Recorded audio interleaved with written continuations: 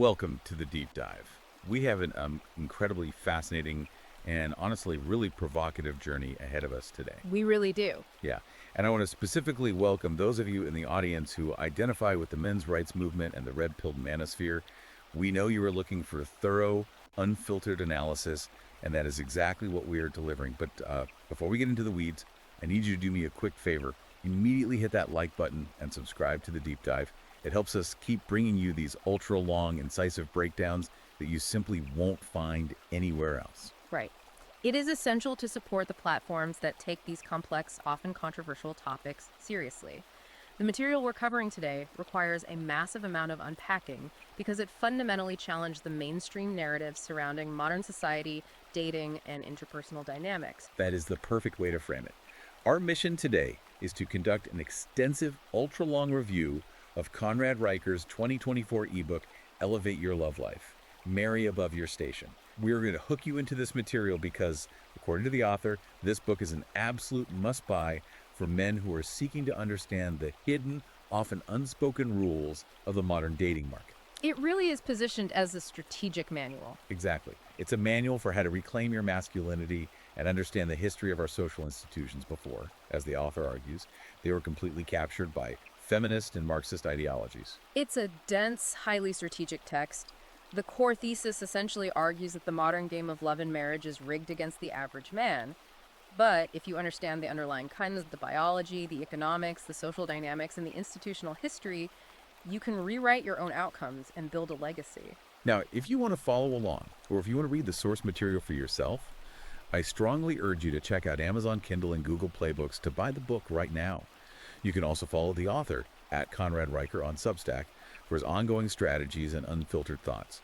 But before we get into the mechanics of how he breaks down the dating market, we need to set some very clear parameters for this discussion. I agree completely. Given the nature of this text, setting the stage is paramount. Because this source material contains highly politically charged content regarding gender dynamics, feminism, and what the author describes as cultural Marxism, we must offer a clear impartiality disclaimer.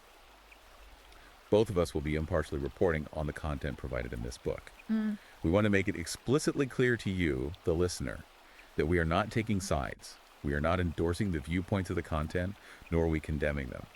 We are simply breaking down Riker's fascinating and provocative strategies so that you can fully grasp the ideas contained in the original text. Our job is to be your guides through his worldview. That is exactly our role. We are examining the architecture of the arguments presented in the book. We will look at the data cited, the historical parallels drawn, and the psychological frameworks applied. Whether you align with these conclusions or fundamentally oppose them, the goal here is complete comprehension of the text so you can make up your own mind. Okay, let's unpack this. We are going to explore the harsh economic realities of the modern dating market, delve deeply into the evolutionary biology driving human attraction, and then look at the deployment of stoicism as a survival tool. Right. From there, we'll analyze the mechanics of identifying truly high-value women, and finally, we will break down the ultimate framework for marriage and legacy. To start, the book paints a pretty bleak picture of the current landscape, describing it as a gynocracy. But how does the text actually define that term in practice, and how does it relate to the institutional capture mentioned earlier? Well, the term gynocracy, as utilized in this framework, refers to a social system where women hold the ultimate deciding power, particularly in the realm of dating, mating, and social narratives. The author argues that this power imbalance has resulted in a culture where men are frequently vilified simply for exhibiting natural masculinity. Wow. Yeah. Yet simultaneously, they're expected to perform traditional masculine roles when it comes to providing, protecting, and initiating. It's described as a societal double bind where you are punished for being a traditional man, but rejected if you aren't one. And a massive part of this, according to the book, is the technological shift. I mean, we all know about swipe culture and the gamification of courtship, but the author goes deeper than just complaining about dating apps. He brings in the Pareto principle, the 80-20 rule, and applies it directly to the dating market. Yes, the 80-20 rule. The claim is that 80% of women are actively chasing the top 20% of men. But let me play devil's advocate for a second. If 80% of women are holding out for only 20% of men, how does the author explain the fact that marriages and relationships do still happen outside of that top tier? Does the math actually hold up in his worldview? It's a great question, and the book addresses it by looking at the timeline of the modern dating market. Yes, relationships eventually form, but the text argues they form much later, often after immense frustration and frequently under compromised circumstances. If we connect this to the bigger picture, social media, reality television, and Instagram influencers have completely warped the baseline of what is considered an average or acceptable partner. Oh, absolutely. A woman living in a mid-sized town historically only compared the men in her immediate vicinity. Now, her digital window exposes her daily to curated images of ultra-successful, highly attractive men living luxurious lifestyles. This constant exposure hyperinflates female expectations. So, the 80-20 rule isn't necessarily saying only 20% of men ever get married. It's saying that in the prime dating years, the vast majority of female attention and desire is intensely concentrated on that top quintile. Which means the other 80% of guys are effectively invisible in the digital landscape. And because our audience is well aware of the dynamics of the manosphere, we don't need to define basic terms like ghosting, benching, or breadcrumbing. But what is fascinating is why the book claims these behaviors have become the absolute default strategy for modern women. It's not just bad manners, it's an economic inevitability. Precisely. When you have an artificially inflated sense of supply, meaning a woman feels she has access to thousands of top-tier men via screen, the perceived value of any individual connection drops to near zero. Ghosting and orbiting aren't just rude. They are mechanisms of a hyper-efficient, ruthless marketplace. That makes a lot of sense. If a woman is constantly searching for a higher value match within that top 20%, keeping several men benched or orbiting provides emotional validation and a safety net without requiring any actual commitment or investment. It's a strategy of optimization. And this ties directly into the concept of institutional capture. The book argues that this imbalance isn't just an accident of technology, it's been actively fostered by cultural Marxism and feminist ideologies that have permeated our institutions. The text claims these ideologies deliberately push the narrative of toxic masculinity to keep men off balance. The argument is that the moment men accept this narrative and become soft and vulnerable, they completely lose their sexual market value. The author treats toxic masculinity as a misandrist construct designed to emasculate. The text argues that the original goal of feminism, equal opportunity, was achieved decades ago, and the movement has since morphed into a mechanism of control. It demands men suppress their innate competitive and dominant traits. Right. But the paradox the book highlights is that while society tells men to be vulnerable and in touch with their feelings, the biological reality of the dating market brutally punishes them for it. The moment a man cries or shows deep insecurity, the book asserts his partner's biological attraction plummets because he is no longer perceived as a capable protector. The book also takes a massive swing at some deeply entrenched mainstream economic narratives to prove this point about systemic misandry. Let's talk about the wage gap myth.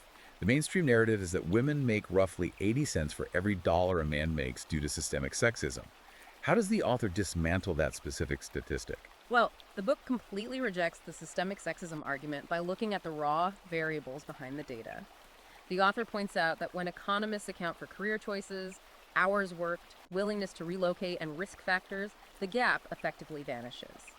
A key statistic cited is that men make up over 90% of workplace fatalities. 90%, wow. Yes, men disproportionately take the dangerous, physically demanding, high-stress jobs logging, deep-sea fishing, oil rigging, high-wire electrical work that inherently pay more due to the extreme risk.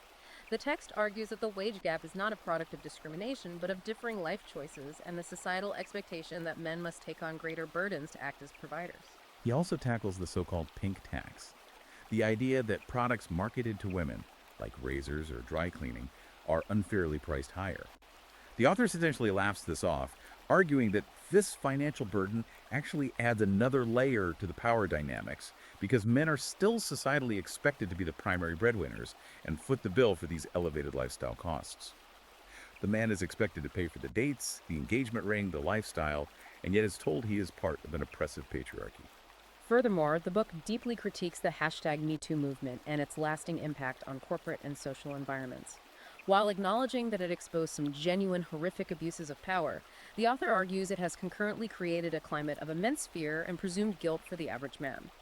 The text posits that men are now terrified to initiate romantic interactions, mentor female colleagues, or express traditional courtship behaviors, feeling that a single misinterpretation could result in total professional and social annihilation. Yeah, the rules completely change. And this climate, he argues, has effectively paralyzed the natural dynamics of male initiation, handing all the leverage over to women. And the data he uses to illustrate this leverage is pretty stark. He brings up divorce statistics, specifically the fact that 80% of divorces are initiated by women. The argument here is that the current legal framework, particularly family courts, makes marriage a highly asymmetrical risk for men. But he also uses a really interesting geographic visualization to prove the supply and demand imbalance. Talk to me about the witching hour in New York City. This is a brilliant demographic illustration. The author points out that in major metropolitan areas like New York City, college-educated, single women vastly outnumber single men of a similar demographic. At bars and high-end clubs, particularly late at night during what he calls the witching hour, the supply and demand imbalance is physically visible. You have throngs of successful, attractive women competing for the attention of a very small pool of high-value men. It's insane to picture that. Right. High-value men in these environments are the scarce resource. Yet because the societal narrative constantly tells women they are the prize and men are the oppressors, the average man is left completely confused about his own worth, while the women are frustrated that the top-tier men won't commit. Which means if you are a man operating in this environment, you have to understand the invisible rules governing these interactions. Yeah. You can't just rely on what society tells you. You have to look under the hood. And that brings us to evolutionary biology. The book posits that gender equality in dating is an absolute myth because men and women are biologically wired completely differently by millions of years of Darwinian sexual selection. I know he mentions waist-to-hip ratios and pheromones, but how deep does he actually go into the science here? He goes incredibly deep into evolutionary psychology. He draws heavily on the fundamental differences in reproductive investment. In biological terms, sperm is abundant, constantly replenished, and biologically cheap to produce. A man could theoretically father thousands of children. Eggs, however, are finite. Very finite. Exactly. A woman is born with a set number, and gestating a child requires a massive 9-month bodily investment, followed by years of vulnerable nursing and rearing. Because the biological cost of reproduction is astronomically higher for women, their evolutionary mating strategy is inherently far more selective and ruthless. So it's not about society conditioning us with Disney movies. It's about ancient survival mechanisms. Men and women are literally looking for different biological markers. For instance, the book explains that men subconsciously look for specific physical traits in women that indicate youth and fertility. And the most famous metric he brings up is the 0.7 waist-to-hip ratio. Yes, the 0.7 waist-to-hip ratio, where the waist is 70% the circumference of the hips, is an hourglass figure. But the text emphasizes that this isn't just a cultural beauty standard that changes with the decades. Evolutionary biologists have found that this specific ratio is a deeply ingrained biological signal. It's hardwired. It indicates high estrogen, high fertility, optimal fat distribution for brain development and offspring, and a lower risk of chronic diseases like diabetes or cardiovascular issues. When a man sees that ratio, his lizard brain instantly registers healthy, fertile mate. Right. And conversely, women are wired to look for entirely different markers. While a man's physical health matters, the book argues that women are evolutionarily programmed to seek out status, resources, and testosterone-driven dominance. It's about securing a protector and a provider. Historically, a woman's survival, and the survival of her offspring in a harsh environment, depended on securing a mate who could defend them from predators and rival tribes, and who had the social status to command resources. Exactly. And the text argues that modern women, despite living in safe, industrialized societies with their own bank accounts, still operate on this ancient biological hardware. A woman might be a CEO, but her nervous system is still wired to be attracted to a man who exhibits assertive, dominant, protective traits. This leads directly to the core concept of hypergamy, the innate biological drive for a woman to marry up. Hypergamy is a term our audience is definitely familiar with, but the book really emphasizes how it dictates everyday interactions. A woman is biologically driven to secure the highest possible value mate available to her. She is constantly evaluating a man's assets, his social position, and his genetic fitness. And this is where the concept of shit tests comes in. We know what they are, but break down the psychology behind why a woman feels compelled to test a man's frame. It goes back to that need for a capable protector. If a woman is going to attach herself to a man, she needs to know his strength is genuine, not just a facade. So she will subconsciously employ shit tests, she will challenge his decisions, tease him aggressively, or create an awkward social dynamic. She is testing his emotional rock solidness. Frame control is essentially about whose reality is dominant in the relationship. Right. If a man gets defensive, angry, flustered, or overly apologetic when challenged, he fails the test. His frame shatters. He proves he is easily destabilized, but if he stays calm, amused, and assertive, he passes. He proves he is a steady rock, which deeply satisfies her biological need for a competent leader. It's fascinating how much of this operates completely below the level of conscious thought. To illustrate just how deeply biological our attractions are, the book brings up a famous historical anecdote involving Napoleon Bonaparte and his wife, Josephine. I read this part and just laughed out loud because it is so raw. Napoleon is out on a military campaign, and he writes a letter to Josephine saying, "I am coming home in 3 days, don't wash." Yes, the famous letter. It sounds bizarre to the modern ear, but what is the evolutionary science behind that? It's all about pheromones and the major histocompatibility complex, or MHC. MHC is a set of genes involved in the immune system. Studies have shown that humans are subconsciously attracted to the natural scent of individuals with an MHC genetic makeup that is distinctly different from their own. This evolutionary mechanism ensures that offspring will have a more diverse and robust immune system. Napoleon wasn't just being eccentric, he was driven by an invisible chemical signal that communicated deep genetic compatibility. Our modern obsession with masking every natural odor with perfumes and deodorants actually interferes with this primal mating radar. And the book points out that the biological signaling is a two-way street. It mentions the cocktail party phenomena, which I found mind-blowing. The research shows that a woman's voice actually changes depending on where she is in her menstrual cycle. During the peak of her ovulation, when she is most fertile, her voice becomes slightly higher pitched and subconsciously more attractive to men. Unbelievable, right? Yeah, men at a cocktail party will naturally gravitate toward the women who are ovulating without having any logical idea why. These are the subtle, unconscious cues dictating human mating dances, completely overriding any conscious feminist theory or societal construct. It absolutely overrides it. The text also delves into male biological imperatives, specifically citing the Coolidge effect. The story goes that President Calvin Coolidge and his wife were touring a poultry farm. Mrs. Coolidge noticed a rooster mating very frequently and asked the farmer to point this out to the president. The president asked the farmer, "Is it with the same hen every time?" The farmer replied, "No, Mr. President, a different one each time." The president smiled and said, "Tell that to Mrs. Coolidge." That's a great story. It illustrates the biological urge for sexual variety in males, the evolutionary drive to propagate genes as widely as possible. The author points out that understanding this deep-seated urge is necessary for modern men to manage it effectively and channel their energy, rather than letting it sabotage their long-term legacy goals. But biology isn't just about attraction, it's also about time. And the book emphasizes a harsh ticking clock, which the author calls the wall. This is the unavoidable reality of female fertility. A woman's fertility peaks in her early to mid-20s and begins a rapid, steady decline after the age of 35. And this creates a massively shifting power dynamic in the dating market over time. It's a brutal truth of the sexual marketplace that mainstream narratives often try to soften or ignore. A woman's sexual market value, or SMV, is heavily tied to her youth and fertility. Therefore, her leverage is highest when she is young. A man's SMV, however, is not tied to his youth. It is tied to his resources, status, and competence traits that take decades to build. Therefore, a man's SMV can actually peak in his late 30s, 40s, or even 50s. The power dynamic completely inverts as a generation ages. And the author is highly critical of modern technological attempts to circumvent this biological reality. He specifically attacks the trend of social freezing, where women freeze their eggs in their 30s to delay childbearing to focus on their careers. He views it as a flawed insurance policy. Why is he so dismissive of this technology? The author argues that social freezing gives women a false sense of security. It allows them to buy into the corporate narrative that they can have it all on their own timeline. But the text points out that the success rates of IVF with frozen eggs vary wildly and are far from guaranteed. More importantly, it ignores the physical and energetic realities of raising children. Having a child at 45 means you are dealing with a teenager when you are 60. The author argues that delaying family formation for corporate middle management is a catastrophic trade-off that leaves many women ultimately childless and deeply unfulfilled, having wasted their peak SMV years chasing a masculine metric of success. Okay, so this brings us to a critical juncture.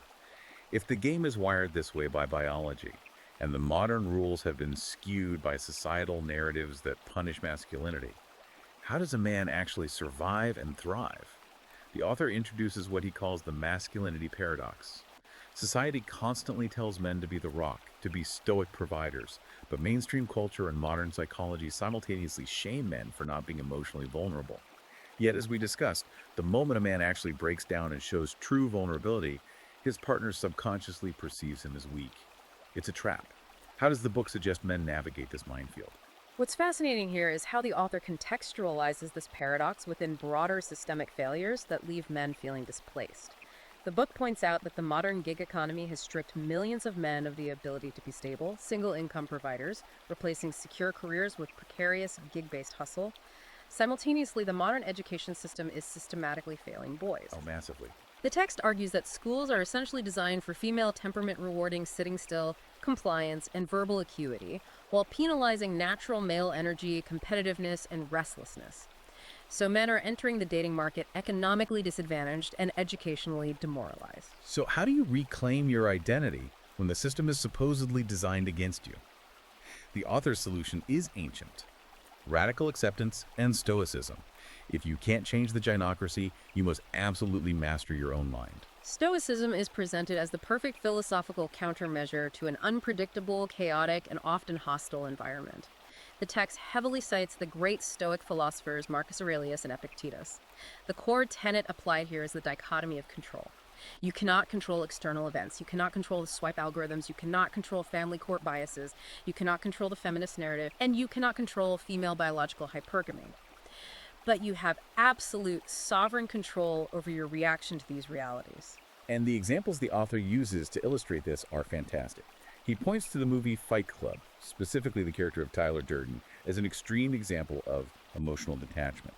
Now, obviously Tyler Durden is a chaotic anarchist, but the author highlights his specific ability to remain completely calm, collected, and physically relaxed, even in the face of absolute chaos or physical threat. While extreme, the ability to stay composed under pressure is the exact trait that passes a woman's shit test. It signals ultimate competence. He also uses contemporary examples like Dwayne "The Rock" Johnson and LeBron James. These men represent towering physical masculinity, but the author highlights their exceptionally high emotional intelligence, or EQ. They are calm under pressure, they handle intense media scrutiny and adversity without throwing tantrums or breaking frame. They lead their teams and families with steady hands. The text argues that true stoicism isn't about being an unfeeling robot. It's about experiencing emotion, but expressing it from a position of absolute strength and control rather than reactive weakness. But my favorite example in the book is Theodore Roosevelt. The author holds him up as the ultimate paragon of a growth mindset, delayed gratification, and what he terms amused mastery. Roosevelt wasn't born a tough guy. He was a sickly, asthmatic child. But he essentially willed himself into a robust, adventurous, hypermasculine figure through sheer discipline and the strenuous life. How does the concept of amused mastery tie into navigating the modern dating market?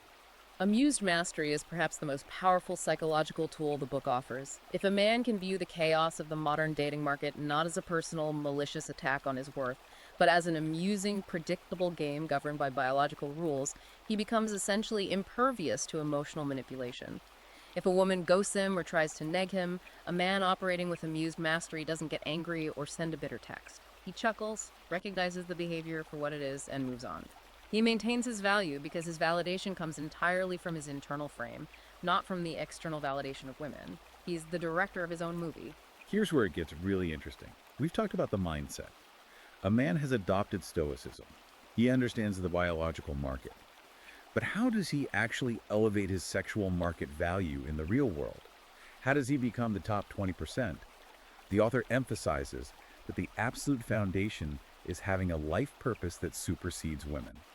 Drawing heavily on the work of Viktor Frankl, the psychiatrist who wrote Man's Search for Meaning After Surviving the Holocaust, the author argues that a man with a clear, driving, transcendent purpose is incredibly magnetic. It shows ambition, resilience, and direction. Whether it's building a business, excelling in a demanding career, or mastering a complex craft, a man who is actively pursuing a monumental goal is far more attractive than a man whose sole focus is chasing women. A man must be on his purpose. Women are meant to complement that journey, not be the destination. And part of that journey is curating your environment. The book brings up the famous Jim Rohn rule, the idea that you are the exact average of the 5 people you spend the most time with. If your social circle consists of unambitious, defeated men who complain about the dating market and play video games all day, you will reflect that low value. A red-pilled man must actively build a brotherhood. He needs strong, supportive, high-value men around him. This provides emotional resilience, accountability, and vastly expands networking and dating opportunities. Once the foundation of purpose and brotherhood is laid, the text breaks down the literal mechanics of seduction, and it's not about memorizing pickup lines. The author points out a widely cited psychological metric. 55% of human communication is entirely nonverbal. Your body language, your vocal tonality, your eye contact, and your spatial awareness speak volumes before you ever open your mouth. A high-value man moves with deliberate purpose, takes up space comfortably without being aggressive, and speaks with a resonant, calm tone from his chest, not his throat. And this leads to a massive concept in the seduction community that the author strongly reinforces: the power of pre-selection. Let's dive into that. Pre-selection is a documented psychological phenomenon where women are biologically wired to desire men that other women already find desirable. It's the ultimate form of social proof. If a man walks into a room and is comfortably chatting and laughing with attractive women, other women immediately perceive him as a high-value, safe, and desirable mate. It completely bypasses the logical, critical part of the brain. If other women have vetted him, he must be worth it. It's a shortcut for the female evolutionary radar. But the author strongly cautions that elevating your SFVV, mastering nonverbal communication, and utilizing preselection is only half the battle. If you do all that just to secure a low-quality partner, you've wasted your effort. You must use that elevated value to identify, vet, and secure a truly high-value woman. He warns men not to be blinded by mere physical beauty. He compares a beautiful woman with a toxic character to a flashy, high-end sports car with no engine. It looks great in the driveway, but it will leave you stranded and bankrupt. So what exactly is the standard? To define what a high-value man should be looking for, the author introduces a concept that mainstream media often refers to as the Michelle Obama standard. What does he mean by that in this context? The Michelle Obama standard in this text refers to a woman who brings her own goals, her own intellect, her own education, and her own emotional stability to the table. She isn't just looking for a man to rescue her, pay off her debts, or fund a lavish lifestyle. She is an asset. She is a woman who can stand back to back with a strong leader and help build an empire. She has high character, loyalty, and the capacity for deep partnership, rather than just being an ornamental dependent. And the author is equally, if not more, adamant about identifying red flags and absolute deal breakers early on. The book provides a ruthless checklist for vetting. He lists women who constantly bring drama into their lives, women who have a history of highly dysfunctional, chaotic relationships, or women who employ manipulative, cluster B personality tactics. He explicitly warns against women who use gaslighting, manipulating a man into questioning his own memory or sanity, or who use hoovering. Hoovering is a sinister tactic where a toxic ex tries to suck a man back into a cycle of abuse right when he finally tries to move on and establish boundaries. The text illustrates the catastrophic consequences of ignoring these red flags with some brutal pop culture contrasts. The most prominent example used is Johnny Depp's disastrous marriage to Amber Heard. The author argues that Depp, despite having immense wealth, status, and SMV, completely ignored massive red flags and manipulative tendencies because he was blinded by her extreme physical beauty. The result was a highly public, humiliating, and destructive legal battle, massive financial loss, and severe damage to his legacy. The lesson is that no amount of status protects you from a toxic partner if you fail to vet them. On the flip side, the book points to Oprah Winfrey. While she isn't traditionally discussed in the manosphere, the author uses her as a prime example of a woman who overcame a horrific, chaotic, abusive past to build incredible stability, emotional intelligence, and monumental success. She proves that a high-value woman takes absolute responsibility for her own healing and doesn't project her trauma onto her partner. He also points to Kate Middleton, noting that her stable, close-knit, highly supportive family background was a massive indicator of her character. Her background predicted her ability to handle the extreme, suffocating pressures of her eventual royal marriage with total poise, loyalty, and dignity. It's a very calculated, almost clinical approach to vetting a partner. The author is telling men that they must be ruthless in their evaluation. You are interviewing someone for the most important role in your life's enterprise. You must evaluate her character, her family background, her relationship with her father, and her conflict resolution skills before ever considering the ultimate step of commitment. Which brings us to the final, and perhaps most crucial phase of the book. We've covered the market, the biology, the mindset, and the vetting. Now we arrive at the culmination, the framework of marriage, legacy, and global perspectives. The author views modern marriage without any romantic, Disney-fied illusions. He states plainly that marriage is a binding legal contract with profound, life-altering consequences primarily for men. Given his earlier assertions about the extreme bias of family courts against fathers and the statistical reality that women initiate the vast majority of divorces, the author argues that entering a modern Western marriage without a prenuptial agreement is financial suicide. He compares it to signing a complex, multi-million-dollar business merger without reading the terms and conditions or having an exit strategy. A prenup is not unromantic. The text argues it is a vital, mature tool to outline financial expectations and protect hard-earned assets. It allows both parties to enter the union with clear eyes, removing the financial incentive for divorce, which actually reduces underlying anxiety. But obviously, a legal document doesn't keep a family together. Beyond the legalities, what holds a marriage together in a culture that the author believes is actively trying to tear the nuclear family apart? The book leans heavily into the absolute necessity of traditional values and, in many cases, religion. The argument is that shared values, faith, and a mutual understanding of traditional complementary gender roles, where the man unequivocally leads and provides a framework of security, and the woman nurtures, supports, and manages the internal life of the family, create a highly stable, harmonious environment. This raises an important question about how we build resilient communities in an increasingly isolated, digitized age. The author references the prominent political scientist Robert Putnam and his concept of social capital from the book Bowling Alone. Establishing rigorous family rituals is presented as the antidote to modern isolation. Whether that's attending a religious service weekly, having a non-negotiable, screens-off Sunday family dinner, or creating specific, deeply meaningful holiday traditions, these actions build social capital within the family unit. It creates a shared history, a sense of belonging, and a web of mutual obligation that acts as a fortress against the external stresses that tear modern marriages apart. And speaking of stress, the book highlights that financial friction is one of the top destroyers of legacy. The author insists that couples must be absolutely aligned on money. You have to actively avoid lifestyle creep, the trap where your expenses rise just as fast as your income to impress people you don't even like, keeping you in a perpetual state of financial anxiety and wage slavery. You have to be on the exact same page about wealth building, investing, and passing down a legacy to your children.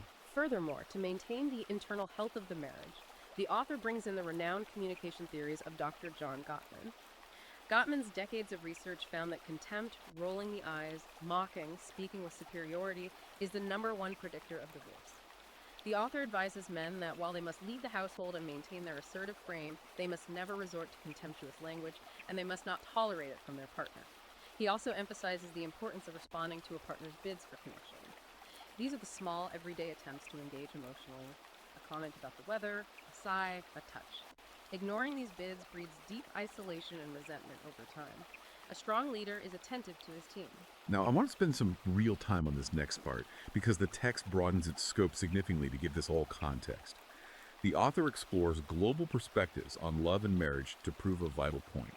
The modern, app-driven Western dating market is an absolute historical anomaly. It's not the only way humans organize mating.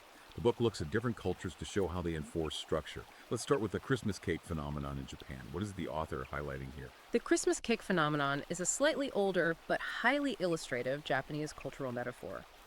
A Christmas cake is meant to be eaten on the 25th. After the 25th, it is heavily discounted and considered past its prime. Historically in Japan, this metaphor was applied to unmarried women over the age of 25. While the specific age may have shifted slightly in modern times, the cultural pressure remains intense. The author uses this to show that other highly advanced civilized societies openly acknowledge the biological reality of the wall. They exert immense societal pressure to ensure family formation happens during peak fertility years, rather than indulging the Western fantasy that a woman can indefinitely delay marriage without consequences to her SMV. The book also takes a really deep look at Islamic marriage traditions, specifically the concept of mahr. In the West, we have the looming threat of alimony, which the author argues incentivizes divorce. How does the Islamic mahr contrast with this? This is a fascinating structural comparison. The mahr is a mandatory, legally binding gift, often money, property, or gold, given by the groom directly to the bride at the time of the Islamic marriage contract. It becomes her sole independent property. The author highlights this as a traditional upfront mechanism designed to ensure the immediate financial security of the bride, formally establishing the provider role of the man from day one. Unlike Western alimony, which is an open-ended post-divorce extraction of wealth that can cripple a man, the mar is defined and settled at the beginning. It highlights how different cultures formalize the provider role while mitigating the catastrophic back-end risks associated with Western family courts. The book even looks at cross-cultural success stories to show that a strong frame and shared vision can transcend vastly different backgrounds. The author cites the late UN Secretary General Kofi Annan, a Ghanaian diplomat, and his marriage to a Swedish wife, Nananem. He also brings up the marriage of supermodel Gisele Bündchen and NFL quarterback Tom Brady. Now, obviously Brady and Bündchen eventually divorced, but the text uses the long tenure of their marriage to show that when two incredibly high-value, high-status individuals align their goals and operate at the peak of their respective hierarchies, they can bridge massive cultural and geographic gaps. It requires immense communication, but it shows that high value recognizes high value across borders. And finally, regarding global or at least alternative perspectives, the author points to the Amish. Not because he wants his readers to churn their own butter, but he looks at their specific approach to technology as a model for mindful family living. The Amish do not blindly adopt new technology. They rigorously evaluate whether a new tool will strengthen the family and community bonds or weaken them. If it weakens the family, they reject it. The author suggests modern families must adopt this exact mindset regarding smartphones, social media, and algorithmic entertainment to protect their children from the toxic narratives of the wider culture. So what does this all mean? We've covered a massive, comprehensive amount of ground today. We've gone from the digital algorithms of Tinder to the evolutionary biology of pheromones, from Stoic philosophy to the intricacies of international marriage contracts. The author's ultimate call to action for his readers is unequivocal and uncompromising. Men must actively reject societal emasculation.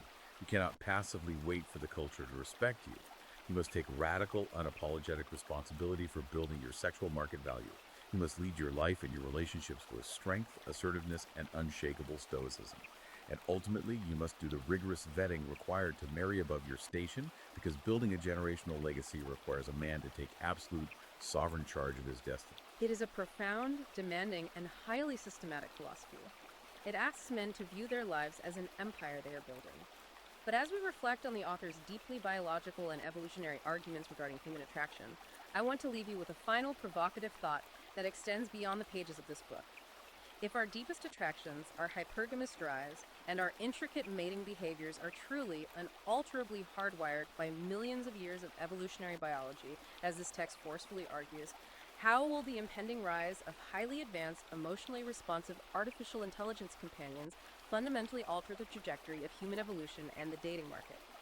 Will AI completely level the playing field by providing disenfranchised men with hyper-compliant, flawless emotional support and companionship?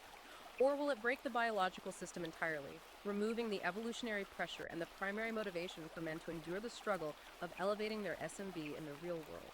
Wow, that is a heavy, mind-expanding, and honestly slightly terrifying question to chew on. Something for you to mull over as you navigate your own path through the modern marketplace. Before we wrap up, I want to remind you one last time to please hit that like button and subscribe to the deep dive so you never miss a thorough, uncompromising analysis like this one. If you want to read the source material, analyze the data, and judge it for yourself, go to Amazon Kindle and Google Play Books right now to purchase Elevate Your Love Life. Marry Above Your Station by Conrad Riker, and make absolutely sure you follow @Conrad Riker on Substack to keep up with his latest strategies and writings. Thank you for engaging with this dense, challenging material with an open, analytical mind. Understanding the architecture of these arguments is the first step to mastering your own environment. Absolutely. Thank you for joining this deep dive. Stay sharp, and we'll see you next time.